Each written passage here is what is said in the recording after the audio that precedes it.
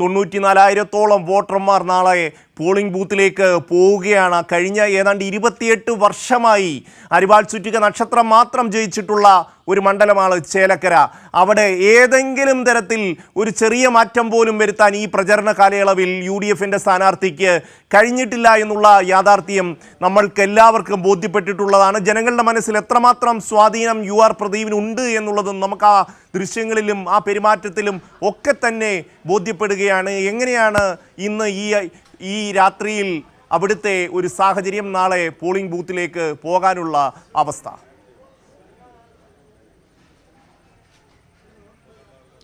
ഷമി, 4 ആഴ്ചയോളം നീണ്ട പ്രചാരണങ്ങൾക്കൊടുവിൽ ഇന്നത്തെ നിശബ്ദ പ്രചാരണവും കഴിഞ്ഞ് ചേലക്കരയിലെ ജനങ്ങൾ 2 ലക്ഷത്തിലധികം വരുന്ന ജനങ്ങൾ, കൃത്യമായി പറഞ്ഞാൽ 2,13,103 വോട്ടർമാരാണ് ഇപ്പോൾ ചേലക്കരയിലുള്ളത്. അതിൽ 10,143 പേർ കഴിഞ്ഞ ലോക്സഭാ തെരഞ്ഞെടുപ്പിന് ശേഷം പുതിയതായി ചേർക്കപ്പെട്ട വോട്ടർമാരാണ്. അങ്ങനെ ഈ ജനങ്ങൾ മുഴുവൻ വിധി എഴുതാൻ പോകുന്ന ദിവസമാണിത്.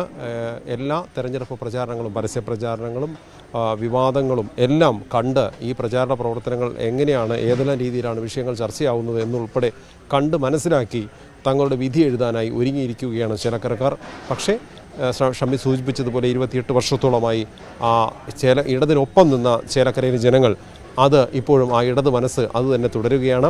അക്കാര്യം ഉറപ്പാണ് എന്ന കാര്യം ഇടതുമുന്നണി സ്ഥാനാർത്ഥി UR പ്രദീപ് നമ്മളോട് പങ്കുവയ്ക്കുകയും ചെയ്തതാണ്. കാരണം 96 മുതൽ ഇവിടെ ഈ മണ്ഡലത്തിനെ പ്രതിനിധീകരിച്ച കെ രാധാകൃഷ്ണൻ, അദ്ദേഹത്തിന് പിന്നാലെ ഒന്നാം പിണറായി മന്ത്രിസഭയിലെ അംഗമായി എത്തിയ ഒന്നാം പിണറായി സർക്കാരിൽ MLA ആയി എത്തിയ UR പ്രദീപ്, അദ്ദേഹത്തിൻ്റെ പിൻഗാമിയായി എത്തിയിരുന്നത്. ആ കെ രാധാകൃഷ്ണൻ ആദ്യം തുടങ്ങി വെച്ച ആ വികസന പ്രവർത്തനങ്ങൾ അദ്ദേഹം ജനങ്ങളോട് എങ്ങനെയായിരുന്നു എന്നതുപോലെ തന്നെ അതിൽ നിന്നും അണുവിട വ്യതിചലിക്കാതെ അദ്ദേഹത്തിൻ്റെ പിൻഗാമിയായി തന്നെ UR പ്രദീപ് തുടരുകയും ചെയ്തു. അതിനുശേഷം വീണ്ടും കെ രാധാകൃഷ്ണൻ വരുന്നു. അദ്ദേഹം ലോക്സഭാ അംഗമായി തിരഞ്ഞെടുക്കപ്പെട്ട ശേഷമാണ് ഇപ്പോൾ വീണ്ടും തിരഞ്ഞെടുപ്പ് വരുന്നത്. ഇതിൽ UR പ്രദീപിനെ തന്നെയാണ് രംഗത്തിറക്കിയത്. കാരണം മറ്റൊരു ചോയ്സ് ജനങ്ങൾക്കുമില്ല എന്നതാണ് യാഥാർത്ഥ്യം. ചേലക്കരക്കാർ തന്നെ മുന്നോട്ട് വെച്ച പേരാണ് UR പ്രദീപിൻ്റേത്. അത് അന്വർത്ഥമാക്കുന്ന, അല്ലെങ്കിൽ അവരുടെ ആഗ്രഹവും ആ പ്രതീക്ഷയെ അന്വർത്ഥമാക്കുന്ന രീതിയിൽ തന്നെയായിരുന്നു പ്രചാരണ പ്രവർത്തനങ്ങൾ മുന്നോട്ട് പോയത്. പരസ്യ പ്രചാരണത്തിലുടനീളം ആ ഒരു മേൽക്കൈ, കൊട്ടിക്കലാശത്തിലും ആ മേൽക്കൈ ഇടതുമുന്നണിക്ക് പ്രകടിപ്പിക്കാൻ കഴിഞ്ഞു. അത്തരത്തിൽ ജനങ്ങളെല്ലാം UR പ്രദീപിനെ ഏറ്റെടുത്തു കഴിഞ്ഞു. തങ്ങളുടെ ജനപ്രതിനിധിയായി കണ്ടുകൊണ്ട് തന്നെയാണ് ജനങ്ങളുടെ പ്രതികരണമെല്ലാം. കാരണം ഈ തെരഞ്ഞെടുപ്പ് ഫലം വന്നു കഴിഞ്ഞാൽ, നിയമസഭയിലേക്ക് എത്തിയാൽ തങ്ങൾക്ക് എന്ത് കാര്യങ്ങളാണ് ചെയ്തു തരേണ്ടത്, തങ്ങളുടെ ആവശ്യങ്ങൾ, അതാണ് UR പ്രദീപിനോട് ജനങ്ങൾ പറഞ്ഞത്. അത്തരത്തിലാണ് എന്തായാലും കാര്യങ്ങൾ മുന്നോട്ട് പോകുന്നത്. ആ ഒരു വിജയപ്രതീക്ഷയാണ് ഇടതുമുന്നണിക്കുള്ളത്. പക്ഷേ UDFിനെ സംബന്ധിച്ച് ചേലക്കര പിടിച്ചെടുക്കുക എന്നുള്ളൊരു വാശിയേറിയ മത്സരം. അത്തരത്തിൽ നേതാക്കളെല്ലാം ചേലക്കര കേന്ദ്രീകരിച്ച് പ്രവർത്തിക്കുന്നു. വലിയ രീതിയിൽ പണമൊഴുക്കി അത്തരത്തിലുള്ള വലിയ സംവിധാനങ്ങളെല്ലാം ഒരുക്കി ക്യാമ്പ് ചെയ്ത് നേതാക്കൾ മണ്ഡലം പിടിച്ചെടുക്കാനുള്ള ഒരു ശ്രമത്തിൽ നടന്നിരുന്നു. എന്തായാലും 3 മുന്നണികളുടെ സ്ഥാനാർത്ഥികളും ഇന്ന് നേരിട്ട് വോട്ടർമാരെ കണ്ട് വോട്ടഭ്യർത്ഥിക്കുന്ന തിരക്കിലായിരുന്നു, വോട്ടുറപ്പാക്കാനുള്ള ഒരു തിരക്കിലായിരുന്നു. നാളെ ചേലക്കര പോളിംഗ് ബൂത്തിലേക്ക് പോകുന്നു. 96 പോളിംഗ് സെൻറ്ററുകളിലായി 180 ബൂത്തുകളാണ് സജ്ജമാക്കിയിട്ടുള്ളത്. ഇതിൽ 3 ഓക്സിലറി ബൂത്തുകളാണ്. അത്തരത്തിലുള്ള ക്രമീകരണം ഏർപ്പെടുത്തിയിട്ടുണ്ട്.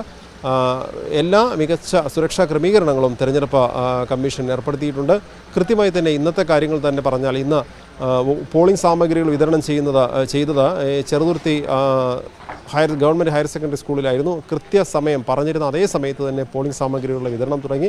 7:30 സ്ട്രോങ് റൂം തുറന്ന മെഷീനുകൾ പുറത്തെത്തിക്കുകയും അതോടൊപ്പം 8 മണിയോടുകൂടി തന്നെ പോളിംഗ് സാമഗ്രികളുടെ വിതരണം ആരംഭിക്കുകയും ചെയ്തു. ഉച്ചയോടുകൂടി തന്നെ ഏറെക്കുറെ ഒട്ടുമിക്ക ബൂത്തുകളിലേക്കുമുള്ള പോളിംഗ് സാമഗ്രികൾ ഉദ്യോഗസ്ഥർക്ക് കൈമാറി കഴിഞ്ഞു. വൈകുന്നേരത്തോടുകൂടി എല്ലാവരും പോളിംഗ് CPM അടക്കമുള്ള LDFിലെ കക്ഷികളടക്കം പറയുന്നത് ഈ പാലക്കാട് എത്തിയ കള്ളപ്പണത്തിൻ്റെ ഒരു ഭാഗം ചേലക്കരയിലേക്കും എത്തിയിട്ടുണ്ട് എന്നുള്ളതാണ്. ഇന്ന് ഏതാണ്ട് 19 ലക്ഷത്തിലധികം രൂപ ഒരു കാറിൽ നിന്ന് പിടിക്കുന്നു. പിന്നീട് BDJSൻ്റെ നേതാവിൻ്റെ വീട്ടിൽ പരിശോധന നടത്തിയപ്പോൾ 5 ലക്ഷം രൂപ കൂടി കണ്ടെടുക്കാനായിട്ടുണ്ട്. ഈ പൈസയെ സംബന്ധിച്ചുള്ള വിശദാംശങ്ങൾ വന്നിട്ടുണ്ടോ? ഇത് വോട്ടർമാർക്ക് കൊടുക്കാനായി കൊണ്ടുവന്നതാണ് എന്ന ആരോപണം ശക്തമായി തന്നെ നിൽക്കുകയാണ്.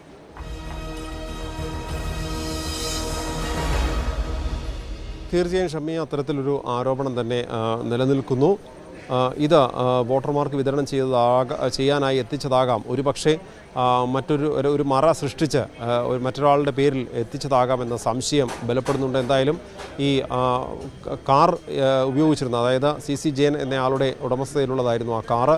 അത് കലാമണ്ഡലത്തിന് മുന്നിൽ വെച്ച് തെരഞ്ഞെടുപ്പ് സ്ക്വാഡ് നടത്തിയ പരിശോധനയിലാണ് ഈ കാർ പിടികൂടുന്നത്. കാർ പരിശോധിച്ചപ്പോഴാണ് ഈ പണം 19,70,000 രൂപ കിട്ടിയത്. ഇതിൽ ചോദ്യം ചെയ്ത വിശദമായി ചോദിച്ചപ്പോൾ ഈ ജയൻ പറഞ്ഞതാ 25 ലക്ഷം രൂപ കഴിഞ്ഞ ദിവസം അദ്ദേഹം ബാങ്കിൽ നിന്നും പിൻവലിച്ചിരുന്നു. ഈ പണമാണ് ഇതിൽ കുറച്ച് പണം മറ്റാവശ്യങ്ങൾക്ക് ഉപയോഗിച്ചു. ബാക്കി പണമാണ് ഇത് തൻ്റെ വീട് പൊളിച്ച് പണിയുന്നതിനാവശ്യമായി അതിനുവേണ്ടി ഉപയോഗിക്കുന്നതാണ്, അതിനുവേണ്ടിയാണ് വിഡ്രോ ചെയ്തത് എന്നാണ് പറയുന്നത്. പക്ഷേ എന്തായാലും ഈ ഒരു പ്രത്യേക സാഹചര്യം കണക്കിലെടുത്ത് അതെന്തായാലും തെരഞ്ഞെടുപ്പ് കമ്മീഷനും ആദായനികുതി വകുപ്പ് അത് മുഖവിലേക്ക് എടുത്തിട്ടില്ല. ഇത് കൃത്യമായി വിശദീകരിക്കേണ്ടി വരും. ഒപ്പം തന്നെ ഇത്തരത്തിലൊരു സംഭവം ഉണ്ടായപ്പോൾ തന്നെ വലിയ ആരോപണവുമായി രംഗത്ത് വന്ന കോൺഗ്രസും BJPയും വെട്ടിലായിരിക്കുകയാണ്. NDAയും ഇതിൽ കുടുങ്ങിയിരിക്കുന്നു. കാരണം NDA ഘടകകക്ഷിയായ VDJSൻ്റെ ഭാരവാഹി കൂടിയായിരുന്നു. അതോടൊപ്പം തന്നെ SNDPയുടെ നേതൃനിരയിലുള്ള ആൾ കൂടിയാണ് ഷൊർണൂരിൽ. ഇദ്ദേഹം കഴിഞ്ഞ തവണ BDJSൻ്റെ സ്ഥാനാർത്ഥിയായിരുന്ന വ്യക്തിയുടെ വലം കൈയായി പ്രവർത്തിച്ച ആൾ കൂടിയാണ്. ആ സാഹചര്യത്തിലാണ് BDJS മുഖേന ഈ NDAയിലുള്ള ഇദ്ദേഹത്തിനുള്ള ബന്ധത്തെക്കുറിച്ചൊരു സംശയം വരുന്നത്. അത് കൂടി കണക്കിലെടുക്കുമ്പോൾ ഒരു പക്ഷേ ഇത് തെരഞ്ഞെടുപ്പിലേക്ക് ഒഴുക്കാൻ വേണ്ടി തന്നെ മണ്ഡലത്തിലേക്ക് എത്തിയതാകാമെന്ന സംശയവും ബലപ്പെടുന്നുണ്ട്. എന്തായാലും ഇത് സ്ഥിരീകരിക്കേണ്ടതിന് തെരഞ്ഞെടുപ്പ് കമ്മീഷനും പോലീസുമാണ്. എന്തായാലും വിശദമായി ഇക്കാര്യത്തെക്കുറിച്ച് അന്വേഷിക്കുന്നുണ്ട്. ആദായനികുതി വകുപ്പും ഇതുമായി ബന്ധപ്പെട്ട് കൂടുതൽ അന്വേഷണം നടത്തുന്നുണ്ട്. എന്തായാലും ചേലക്കരയിലെ വിഷയങ്ങൾ വലിയ ചർച്ചകളിലേക്കും വിവാദങ്ങളിലേക്കും പോകുന്നു. പക്ഷേ മുന്നണികൾ വികസനമാണ് യഥാർത്ഥത്തിൽ ചേലക്കരയിലെ വിഷയം. ഈ 3 പതിറ്റാണ്ടോളമായുള്ള ഈ കാലയളവിൽ ചേലക്കരയിലുണ്ടായ മാറ്റങ്ങൾ, അതായത് അടിസ്ഥാന സൗകര്യ വികസനം, അത് വിദ്യാഭ്യാസ മേഖലയിലാകട്ടെ, റോഡ് ഉൾപ്പെടെ മറ്റ് ഗതാഗത സൗകര്യങ്ങൾ ഉൾപ്പെടെ റോഡുകളും പാലങ്ങളും ഉൾപ്പെടെയുള്ള ഗതാഗത സൗകര്യങ്ങളിലാകട്ടെ, ഒപ്പം മറ്റ് ആരോഗ്യ മേഖലയിലാകട്ടെ, ഇതെല്ലാം ജനങ്ങൾ കണ്ട മാറ്റങ്ങളാണ്. പക്ഷേ ഇതിനെല്ലാം ഇവിടെ വികസനം നടന്നിട്ടില്ല എന്ന് വാദിക്കാനും മറ്റ് ചില വിഷയങ്ങൾ ഉന്നയിച്ച് വികസനം ചർച്ചയാവാതിരിക്കാൻ മറ്റ് പല വിഷയങ്ങളും ഉന്നയിച്ച് ഇവിടെ വിവാദമുണ്ടാക്കാൻ UDFും NDAയും ശ്രമിച്ചു. പക്ഷേ ഇതൊന്നും ചേലക്കരയിൽ വിലപ്പോയിട്ടില്ല എന്ന് തന്നെ നമുക്ക് മനസ്സിലാക്കാം. അത്തരം വിവാദങ്ങളെ തികഞ്ഞ അവജ്ഞയോടുകൂടി തന്നെ ചേലക്കരയിലെ ജനങ്ങൾ തള്ളിക്കളയുന്നു.